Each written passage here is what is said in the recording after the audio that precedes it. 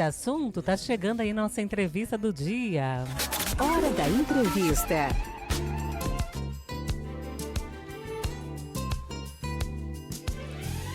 Como anunciei desde o início do programa, hoje vamos falar sobre um tema que tem gerado bastante debate nas redes sociais e manifestações em vários lugares do Brasil. A proposta de redução da jornada de trabalho para 36 horas semanais, distribuídas em até 4 dias. A proposta de autoria da deputada Érica Hilton, do PSOL São Paulo.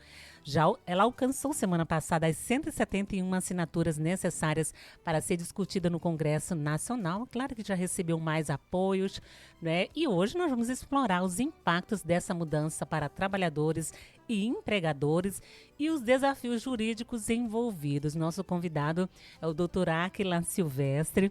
Ele é advogado trabalhista, especialista em direito do trabalho, que vai falar sobre esse tema que, olha, já rendeu bastante. Bom dia, doutor. Seja bem-vindo ao nosso Manhã Viva. Olá, bom dia, Regiane. Fico novamente muito grato de ser convidado aqui. Não é minha primeira vez estar aqui ajudando os nossos ouvintes, descomplicando o direito do trabalho, que muitas das vezes é muito complicado. Então é um prazer novamente estar aqui. E o meu bom dia também se estende aos nossos ouvintes. Exatamente. Já quero começar perguntando como é que o senhor tem olhado essa discussão a respeito aí do fim da escala 6 por 1, que é um debate, né? Já aconteceu em outros momentos na história e está retomando aí. Como é que você vê esse debate? Olha, Regiane, como a gente que é profissional do direito e que é especialista nessa área, não é um tema novo para a gente, né? Certo. Mas, em especial no Brasil, é um tema que está sendo recorrente agora. Né? Uhum. Então, é muito interessante ver esses debates que já passam de outros países vindo para o Brasil. Uhum. Então, de certa forma, a gente, como profissional da área, enxerga como uma evolução do país que ele aprimore esse debate. Perfeitamente. Então, vamos lá. Explica para a gente aí qual é a jornada máxima de trabalho prevista pela CLT e como é que ela se aplica na prática para os trabalhadores atualmente. Vamos entender primeiro como é que acontece hoje, para a gente ter noção aí dessa proposta de mudança. Perfeito, Regiane. Então, desde nossa Constituição de 1988, já prevê esse regime atual que nós temos, que é o regime que conhecemos das 44 horas semanais e dos 6 dias trabalhados com um dia de descanso. Então, é desde a Constituição de 1988, veja como é uma disposição bem antiga, né? Então, desde aquele momento, a Constituição já avisava assegurar o mínimo, né, que esse trabalhador teria de direitos e, claro, visando o máximo que ele teria de carga horária. Então, a partir daí, desde dessa data, a Constituição estabeleceu aquele limite, o limite de que seria 6 dias trabalhados durante a semana, tendo um descanso semanal remunerado. Também totalizando 8 horas no máximo diárias e 44 horas semanais. Isso acontece em todas as áreas? Como é que é essa organização da escala de trabalho? Perfeito, Regiane, muito boa essa pergunta. Exatamente. Como é um dispositivo constitucional, quando nós falamos em Constituição, a Constituição ela abarca uma série de direitos. Então, de um caráter mais geral, né? Ele é genérico. Então, ali a Constituição só vai dispor o que é mais importante, o que ela vai ter como base. Mas na verdade, a CLT, as organizações que todos nós temos dos complexos de leis trabalhistas que vão dispor as especificidades de cada trabalho. Então, nós temos esse caráter geral da Constituição, todavia, nós também temos outras escalas, nós também temos outras possibilidades de jornadas que não são limitadas ao que está ali na Constituição. Perfeitamente. Olha, e o doutor falava aí, essa regulamentação do trabalho é desde 1988, ou seja, há 36 anos que não tem mudanças aí com relação a essa lei, né, doutor? Veja só quantas atualizações, como nossa sociedade já mudou bastante. Já mudou muito, né? E a gente não está aberta ainda para essas mudanças. Pelo debate, né, que está acontecendo, a gente percebe o quanto que isso ainda vai render bastante, né? Mas vamos lá, seguindo aqui, trazendo essa proposta de reflexão sobre esse tema na prática. O que diz a proposta, né? Que prevê redução da jornada de trabalho para 36 horas semanais. Bom, perfeito. Essa proposta, ela, enxergando em um conceito mais jurídico, mais técnico, ela ainda está bem crua. Por quê? Porque quando a gente fala de uma proposta para mudar a escala 6x1, por 4, por 3, nós acho que é quase majoritário que a sociedade aceite muito bem essa ideia. Todavia, nós temos que ter algumas contrapartidas também para as empresas. E essa proposta, na forma que ela está ela ainda não tem essas contrapartidas muito bem posicionadas. Como, por exemplo, isenções em alguns tributos para as empresas. Né? Então, a gente tem que observar como vai se comportar as pequenas, médias e grandes empresas com esse tipo de escala. Então, essa proposta ela ainda não está devidamente protocolada como PEC.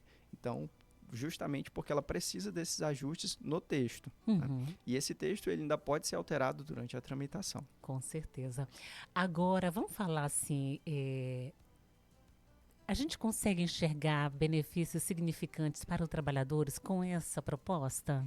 Bom, certamente, Regiane, certamente enxergamos uma melhora. Na verdade, toda essa PEC, ela é fundamentada justamente em estudos. Né? Esses estudos comprovam que a carga horária, quanto mais há uma sobrecarga ao trabalhador, mais a produtividade diminui. Então, ela é inversamente proporcional. Não tem como eu colocar mais dias de trabalho em uma escala que já está limitada e interpretar que meu colaborador vai conseguir produzir cada vez mais. Não, e ao contrário. Exatamente, nós somos máquinas, somos humanos. Exatamente. Né? Então, essa proposta ela visa justamente isso. Né? Ela tem como base justamente isso. Resultados que foram, como eu informei anteriormente, muito bem sucedidos em outros países, principalmente na Europa, e traz para o Brasil. O senhor, como trabalha na área, especialista na área de direito do trabalho, que doenças, né, o senhor já verificou assim que são causadas, né, por excesso mesmo de trabalho, pela fadiga mesmo que o trabalhador, né, tem devido à sua carga horária de trabalho? Isso, nós temos uma doença que é exclusivamente derivada do trabalho, que acho que muitos ouvintes já ouviram falar, que é a síndrome de burnout. Já falamos aqui no Manhã Viva sobre ela. Exatamente, é uma doença exclusivamente relacionada ao ambiente de trabalho. Então, veja só, exatamente como nós falamos anteriormente, como a Constituição de 1988 ia prever que existiria uma doença relacionada ao trabalho, que afetaria o mental desse trabalhador. Então, é por isso que é tão importante a gente estar discutindo esse tema hoje. E talvez as pessoas estejam pensando assim, mas não era, desde de 88, não era essa mesma carga horária? Mas mudou, né? Hoje nós temos exigências no nosso trabalho que não tinha antes, né? Por exemplo, hoje você está em casa e chega demandas do seu trabalho o tempo todo também. Isso. Infelizmente, devido ao fato de nós estarmos 100% conectados a todo tempo, né? Realmente o nosso trabalho ele alcança essa especificidade de estar conectado a todo tempo. Então, muitas das vezes, principalmente dos mais jovens, eu percebo, tem essa dificuldade quanto a separar o trabalho da vida privada. Exatamente. Né? Então, perfeito. Agora, também temos questões, o senhor falou do burnout, né? Mas também temos pessoas que têm depressão, ansiedade e outros transtornos mentais aí em decorrência disso, né, do adoecimento. Em algumas profissões, mais especificamente, traz essa sobrecarga, né, muito maior, né? O senhor acompanha muito afastamento de trabalhadores? Assim, então, temos números que reforcem isso ou não? Sim, nós temos muitos números, né? Eu não consigo citar aqui para você com exatidão, mas há um número crescente de doenças ocupacionais que nós chamamos, que são essas doenças como burnout, que são situações que são provocadas não só por um assédio moral, como por exemplo um assédio moral, mas derivada do próprio trabalho. Né? Então perceba que às vezes não é um ambiente de trabalho que é um ambiente ruim, que é um ambiente que tem algum colaborador que faça se desgastar aquela relação de trabalho, mas é em si o próprio trabalho. O próprio trabalho que tem essas responsabilidades que justamente aquele colaborador não consegue separar o trabalho da vida privada. Então, por isso que cada vez mais vem crescendo esse tipo de doenças ocupacionais, que nós chamamos, né? Que são doenças que são geradas a partir do trabalho, seja por um burnout ou seja também por algo que o trabalhador já tinha e que se desencadeou em razão do trabalho. Perfeitamente. Agora vamos falar sobre os impactos, né, jurídicos, né, que essa redução da jornada de trabalho pode gerar aí para os direitos dos trabalhadores e também para os empregadores. Perfeito. Bom, para os trabalhadores, essa proposta ela vem com muito, com o braço bem aberto, né? Realmente não há nenhuma, em tese, não há nenhuma contrapartida para o trabalhador. Entretanto, nós precisamos ver a realidade dos fatos, né? Uhum. Como essa proposta pode alcançar pequenas, médias e grandes empresas. Quando nós tratamos de grandes empresas, certamente não vai alterar o fluxo operacional dessa empresa. Todavia, nós devemos também nos questionar como aquela pequena empresa que só possui um funcionário vai receber essa proposta, vai receber isso no dia a dia dela. Então, é nesse sentido que essa proposta precisa, que essa PEC precisa tramitar com algumas contrapartidas. Nós precisamos observar, por exemplo, como as pequenas empresas vão reagir a essa proposta. Perceba-se que é um custo muito maior de uma empresa que tem apenas um funcionário que passará a precisar de dois, agora que precisará passar a contratar diaristas, né? Então, essa PEC precisa observar não só a escala que realmente está defasada na nossa sociedade atualmente, mas também como essa escala irá afetar as pequenas e médias empresas, principalmente. Aqui na nossa enquete tiveram pessoas que falaram assim que pode impactar, essa proposta pode ocasionar demissões, né? E outros falam até em novas contratações, né? Qual é a sua avaliação com relação a isso? Bom, quando a gente está falando de algo que não se materializou, realmente são as mais diversas especulações. Então, não se pode dizer que realmente iria desencadear demissões ou que ia gerar novas contratações. A gente precisaria ver esse aspecto prático na realidade. Todavia, quando nós falamos exatamente nas pequenas e médias empresas, a tendência é que realmente seja aumentada essa taxa de desemprego ou até mesmo de fechamento dessas empresas, né? Então, precisamos observar também com bastante carinho, principalmente para quem tem menos poder aquisitivo, que são esses pequenos empresários. Certamente. Agora, a proposta de emenda à Constituição aí, a PEC que reduz a jornada de trabalho, já conseguiu, né, as assinaturas necessárias aí para ser protocolada, até mais, né? Ela alcançou, né? Precisava só de 171 assinaturas, mas hoje já tem muito mais, né? Agora, qual é o próximo passo dessa PEC no Congresso, doutor? Qual é o caminho que ela ainda precisa percorrer até se tornar lei? E se tornar lei, né? Perfeito, Regiane. Bom, a deputada Erika Hilton tem um bom trabalho aí pela frente, né? Ela vai ter que ajustar todos os termos dessa PEC, né? E prever justamente, como eu falei, essas contrapartidas, tudo que isso pode influenciar na sociedade. Essa PEC, ela já tem que prever isso. Não somente a redução da escala, mas tudo que ela vai ocasionar no mercado de trabalho e na sociedade em geral. Então, dentro do texto da PEC, assim que protocolada, a deputada Erika Hilton já tem que, com a sua base, estabelecer muito bem como é que isso vai ser discutido. E, uma vez protocolado, essa PEC ela passará pelas comissões respectivas, como, por exemplo, a comissão para verificar a legalidade dessa PEC, e, a partir daí, ela tem que passar tanto pela Câmara quanto pelo Senado. No Senado, ele vai ter que precisar pelo menos de 49 votos favoráveis dos senadores, e já na Câmara ela precisaria de pelo menos 308 votos dos deputados para ser aprovada e então produzir os efeitos práticos na nossa sociedade atual.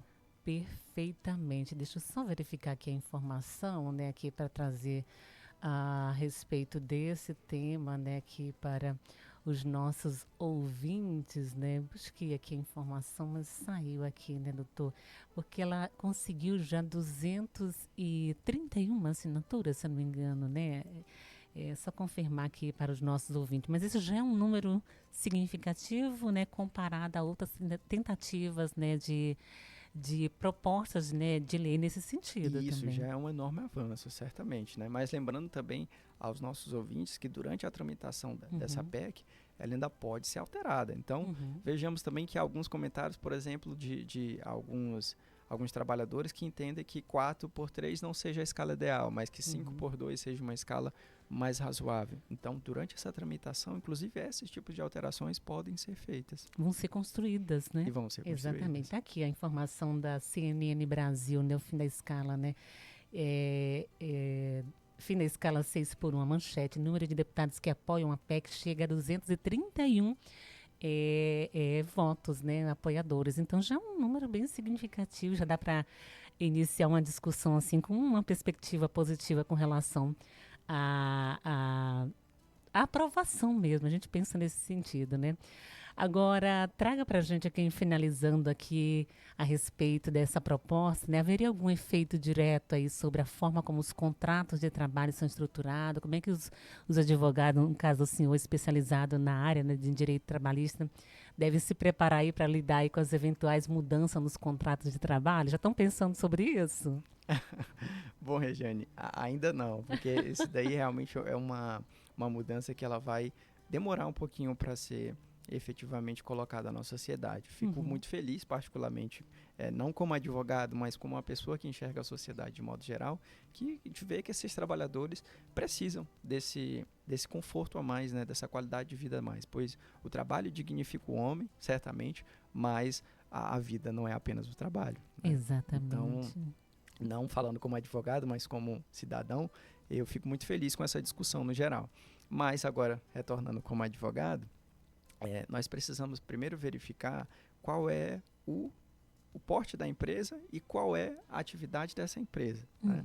Então, uma empresa que trabalha, por exemplo, com vigilância, ela não está preocupada com essa reforma. Por quê? Porque numa empresa de vigilância, né, majoritariamente a escala de trabalho, ela é 12 por 36. Tenho certeza que tem algum ouvinte aí que trabalha nessa escala nossa, né? Então, perceba como ela vai variar de acordo com cada regime de empresa, com cada atividade de empresa. Agora, obviamente, nós estamos tratando dessa proposta para ser o geral, na maioria das empresas do comércio, empresas que fazem a prestação de serviço, né? Então, quando a gente vai discutir contratos, primeiramente nós devemos observar quantos funcionários tem, o que essa empresa exerce, né, qual o regime que essa empresa está instituída, para a partir daí nós pensarmos em fazer alterações contratuais. Perfeitamente, eu quero aqui agradecer a sua participação, muito obrigada, né? Aprendemos muito aí com a sua reflexão hoje sobre esse tema. Eu acho que a gente vai voltar em outros momentos, né, para falar sobre esse assunto no decorrer desse processo aí, doutor. Certamente. Muito obrigado novamente pelo convite, Regiane, e fico muito grato novamente a estar descomplicando o direito do trabalho aqui para os nossos ouvintes. Já convido as pessoas para seguirem o senhor nas redes sociais, que tem um conteúdo muito legal, né, que vale a pena as pessoas conferirem. Perfeito. Eu sou um amante do direito do trabalho, então faço conteúdos nas redes sociais constantemente. Então, os nossos ouvintes aí que se sentirem com vontade de conferir o nosso conteúdo, podem seguir lá no Instagram, aquilasilvestre.adv. Perfeito. Obrigada mais uma vez. Um ótimo dia. Obrigado, Jane. Informação e muita música. Manhã Viva com Regina.